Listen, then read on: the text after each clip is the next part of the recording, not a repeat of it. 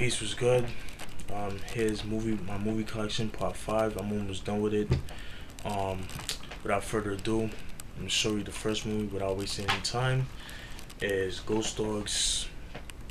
Is Ghost Dog, released in 1999. Definitely one of my favorite Forest Whitaker movies. This movie is fucking dope. If you like movies like The Professional, I definitely recommend this movie. It's pretty much about a guy named Forest Whitaker who plays the character Ghost Dog, who's like a professional hitman. He works for a low level crime boss named Louis and stuff like that. And pretty much there was a scene that where he got jumped by these guys, and Louis saves his life and stuff like that. And throughout the years that he worked for Louis, um he like Ghost Dog was so thankful for Louis for saving his life, so he just works for Louis and plays a hitman. So anyone that Louis wants to get whacked, Ghost Dog pretty much does it. And like the relationship that they have is pretty cool because you know if Louis wants a mission done, he'll send like a carrier pigeon to send like the messages. So like they have to worry about them being bugged and shit like that from the phone and things of that nature. So I thought it was pretty interesting. And this movie is definitely underrated. A lot of people give shit to the movie, saying like it's kind of like cheesy in a way, and it was like I thought it was pretty good. And it wasn't well received when it first came out. Unfortunately, like I said, people think it was cheesy. I thought different. I thought it was dope. It was original. I mean, you have a guy who's like a modern day samurai and pretty and dope shit like that. The score was done by RZA of Wu Tang, by Wu Tang Clan fame, stuff like that. It was his first movie that he ever scored, and he did a great job.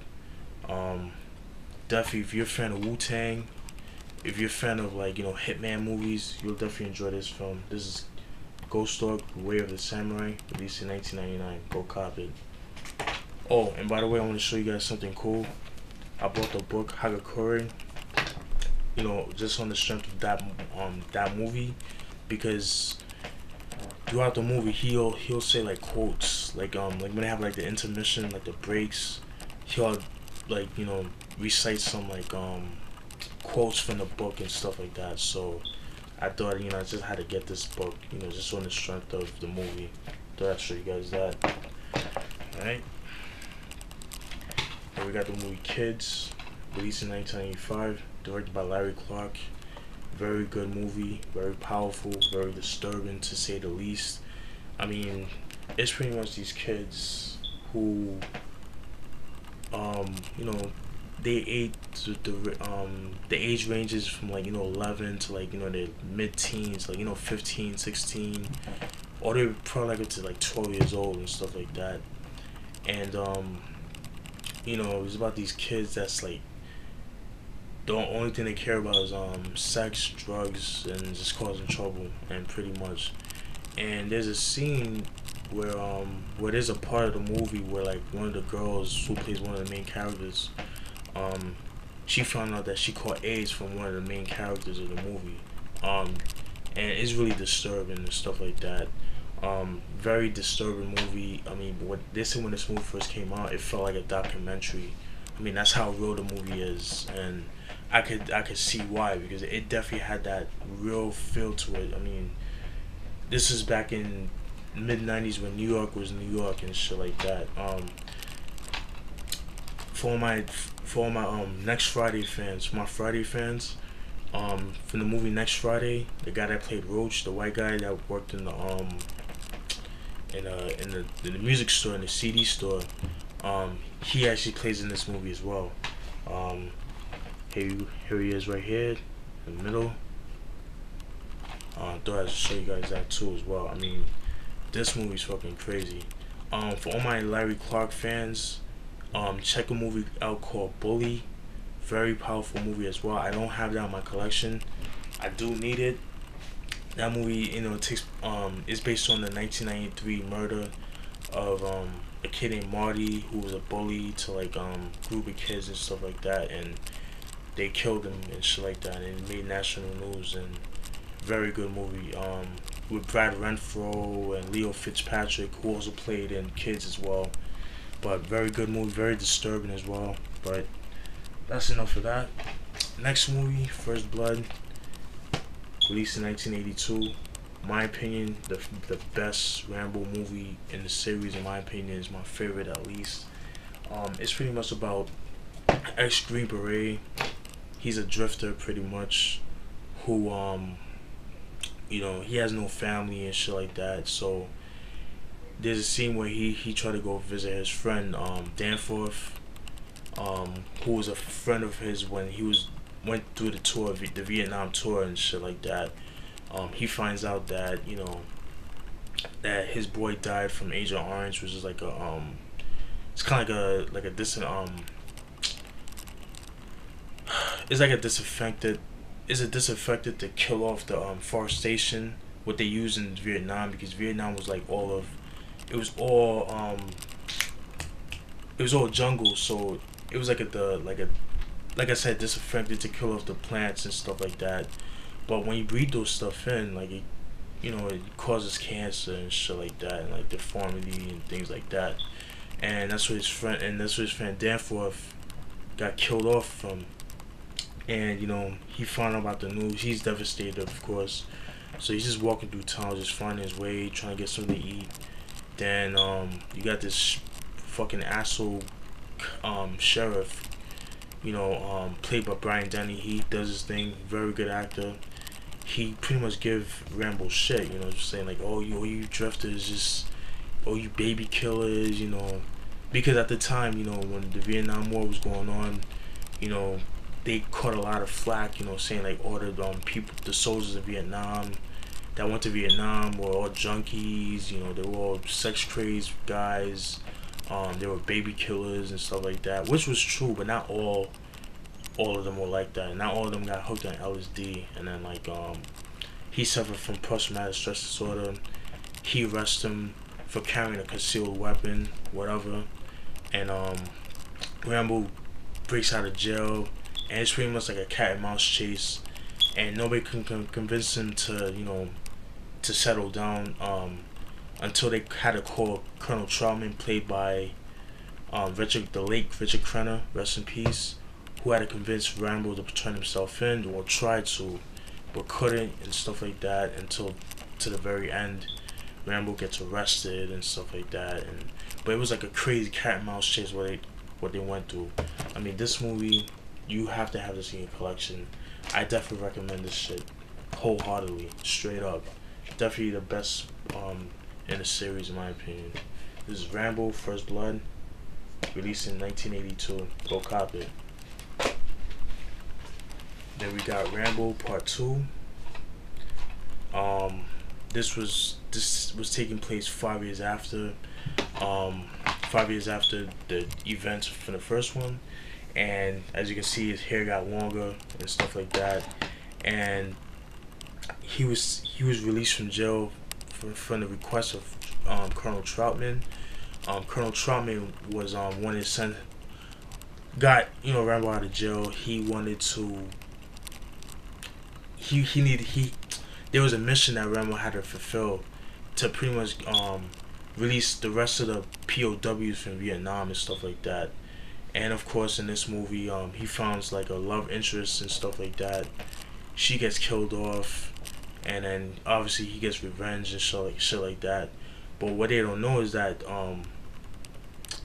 the people that sent the mission, not including Colonel Trump, because he had nothing to do with it, but the people that sent them the mission and stuff like that, they were corrupt. They had him set up and stuff like that. He found out, and pretty much, and like all hell break loose and shit like that. I mean, a lot of people like to say this is the best one. I disagree. I think the first one was a lot better. The first one, you could kind of relate a little bit more. Maybe not as much as like being a soldier for America, but just like how cops just like to fuck with you for no reason and shit like that. So not all cops, but you got some cops that got nothing better to do, just want to boost up their quota. But definitely pick this up. If you want to fill up all the Rambo filmography, definitely pick this up. Definitely one of his best movies. Then we got Bichunmu, Warrior of Virtue. To be real with you, I don't really remember too much of this movie. It's been a while since I've seen it, but definitely if you like, movies like what's a good comparison? I don't know. I mean, I couldn't tell you too much of this movie. Sorry guys, I'm gonna have to skip on this one. Then we got this movie, classic movie, Fatal Attraction, released in 1987. Coincidentally, that was the year I was born, so that tells you something. But anyways, it's about a guy, played by Dan Gallagher, who's like played by Michael Douglas, very good actor, who's like an attorney pretty much, a powerful attorney. He has a good reputation, things of that nature, and he is having an affair with his wife. He's having an affair with Glenn Close, played by Alex Forrest, played by Glenn Close. But like she gets so clingy with Dan Gallagher, like like she takes it to the next level. I mean, like she gets all fucking like she gets like hooked on the dude. You know what I mean? And it's like he tries to stay away from that. Like, yo man, like I'm married. I shouldn't have done this. But she's not trying to hear that. Like she just want to be with this guy, and she goes through and like she takes it to the extreme. Like I mean to the point where it's like she's stalking his wife and daughter and stuff like that. Like to the point where it's like they trying to fight to the death and shit like that. I mean, the moral of the movie that I got from this movie is don't cheat on your wife, don't cheat on your girlfriend, because there's girls out there that's fucking crazy. Not all girls, but you got some girls that are fucking nutcases. Guys too. But that's the moral of the story I got. Don't cheat on your girl or your wife. And we got this movie, White Boys, released in 1999. Very good movie. To me, this movie, my opinion, shits on Malibu's Most Wanted. To me, this is what Malibu's Most wanted to be. Well, I shouldn't say that, 'cause they're like two different movies, but it's pretty much a white guy by the name of Flip. They live in Iowa, in the Midwest and stuff like that, in a very farm-like place, pretty much. And he really thinks he's black. He's what people would call wiggers, pretty much white people that try to act black. Like they think they're not white, but they are. But they live in the Midwest farm. They live in the Midwest farm town and shit like that. And like they listen to nothing but rap music. And he just want to live this fantasy that and he tries to rap, but he sucks. And he has two other friends that follow the same thing and things of that nature. And then they're friends with a kid named Khalid from Chicago, black kid named Khalid. He's from Chicago and stuff like that. And then Flip had this idea like, yo, I'm only trying to make money and things of that nature. So he convinces Khalid to take him to Chicago, because he's from the hood and shit like that. And Khalid's like, yo son, Chicago is bad, you don't want to go there. But Flip's not trying to hear that, because he really thinks he's black. Like he really wants to live that fantasy lifestyle of living in the hood, just being a hood star and things like that. They go to Chicago and he gets a rude awakening, and it's funny in parts. I mean, it's like a comedy drama. It's a comedy, but it's like a dark comedy in a way. Pretty good movie, very underrated. Might be a little hard to find, but if you can find it, definitely pick this movie up. This is White Boys, released in 1999. Go pick it up. Let me see how much time I got left. Alright. Then we got New Jack City, released in 1991. Definitely one of Um, Wesley Snipes' best movies. It's pretty much about he plays a a drug kingpin who is pretty much has Harlem in his hand. Like he pretty much runs Harlem, and then you have these cops, trying to get rid of Nino Brown, trying to do anything to get rid of him and stuff like that. He has the whole community devastated with drugs and stuff like that. I mean, very very good movie. Very powerful. It definitely has like an anti-drug, anti-crime message to the movie. You know, they all do their thing. I mean, Judd Nelson, good actor, very underrated actor. Mary Van Peebles and Ice-T, they all play cops and stuff like that. Um, and Ice-T plays like more like a regular, like he plays, he's a cop, he's an undercover cop. He plays an undercover cop and stuff like that. He infiltrates, Nino's operation, becomes cool with Nino and stuff like that. Try to take him down and things of that nature. Judd Nelson, he's like more like the renegade biker cop type of deal, and like Mary Van Peebles plays as like the more like to the books, like play by the books kind of cop and stuff like that. Um, a lot of good actors. Chris Rock plays Pookie, is the infamous Pookie, the crack, the plays as a crackhead and stuff like that. I mean, very good movie, very powerful for its time. I definitely recommend this movie if you like, early '90s hood movies. Definitely pick this shit up, very powerful. We got this movie, Paid in Full, released in 2002.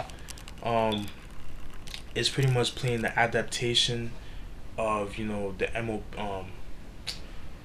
lives of Rich Porter, AZ, and Alpo, but this is like the film adaptation of that movie. So it's based on a true story.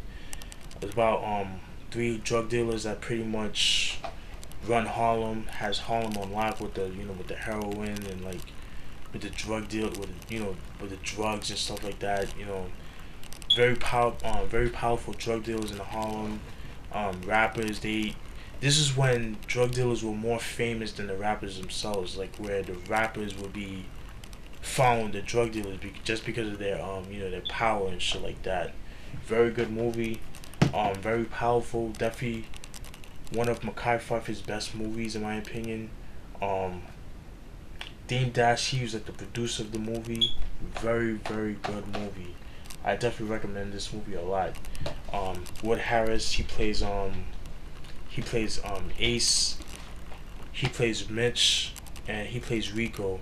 Cameron plays Rico, and this is actually his first movie that he's ever done, acting wise. He does his thing. He really played Rico very very well. I'm not gonna get into what the movie's about. Go check out, look up Rich Porter and AZ and Alpo and all those cats, you know what I mean? Definitely a dope movie. Recommended, very underrated in my opinion. Definitely pick this shit up. Then we got a movie called Delta Force. Definitely one of my favorite Chuck Norris movies. This movie is pretty much about it takes place about it's about these terrorists from the Middle East, from Lebanon to be exact, who hijack a plane from Athens. They were in Athens, Greece, and like the majority of the passengers of Jewish descent or Jewish people, because they were on a plane going to Tel Aviv. But like I said, the terrorists, they take over the plane and stuff like that. They brutally beat them up and shit like that. They hold them hostage. Instead of going to Tel Aviv, they go to Beirut in Lebanon, which is like the capital and stuff like that. And Chuck Norris finds out about it. Chuck Norris is retired and stuff like that. And like Lee Marvin, like pretty much the commander and stuff like that, convinces Chuck Norris to come back and stuff like that. Like, we really need your help and things of that nature. And pretty much a very good movie. To tell you the truth, a movie like this could not be made today. Straight up. I mean, because you have a lot of sensitive people today and stuff like that. I mean, but this movie is very well done. It's cheesy. It's a typical Chuck Norris movie, but your typical 80s action movie. I mean, it's not a big plot. It's not a complex plot or anything, but it's a movie that you should just watch for the action and stuff like that, and just kick-ass action. You know what I mean? Unfortunately, this was Lee Marvin's last movie that he's done. He passed away back in 1987. Rest in peace, Lee Marvin. But definitely a dope movie. You're a fan of Chuck Norris, definitely pick this up. Um, I understand this is on a Blu-ray, so I'll definitely be picking that up as well. Definitely one of Chuck Norris's best movies, in my opinion. Kind of slept on, in my opinion. Um, was not a fan of Delta Force 2 or 3, and I think they had other ones, but the other ones, I think Chuck Norris only played the first two. The other ones weren't played by Chuck Norris had nothing to do with the other ones and stuff like that. But I might pick up the second one and give it another chance because it's been a while since I've seen the movie, but I wasn't too crazy about that one. But this one was my favorite one. This is Delta Force, released in 1986. Pick it up. Last but not least is Lock Up, featuring Sylvester Stallone and John Amos and Donald Sutherland. Very, very good movie. This movie is pretty much about a convict played by Sylvester Stallone. He's pretty much, he's well liked in the movie and stuff like that. As far as like he's a decent convict and stuff like that. He's tough. He's a tough dude, but he's decent. He keeps himself and stuff like that. He's pretty much getting off from good behavior because like the way he acts and stuff because of his behavior. So every weekend, he gets to do like extracurricular activities and stuff like that. And like I said, he's on good terms with the warden and stuff like that until the warden was replaced with Donald Sutherland, and Donald Sutherland puts a stop to Sylvester Stallone's weekend activities and stuff like that, and then pretty much give Sylvester Stallone a living hell and stuff like that, and like Donald Sutherland, pretty much have like some of the prisoners attack Sylvester Stallone. Like I said, he's trying to make his life a living hell in prison and stuff like that. But then later on, the tables turn on Donald Sutherland, and then like pretty much Sylvester Stallone pretty much exposes Donald Sutherland of his corruptness and his corrupt activities and things of that nature. Pretty good film, definitely one of his best movies. Very underrated in my opinion. This is out on Blu-ray. I definitely will be picking this movie up. This is Lock Up, released in 1989. And that's it. Hope you guys enjoyed that movie review. The next one, hopefully it will be the last one. So, hope you guys enjoy it. Peace.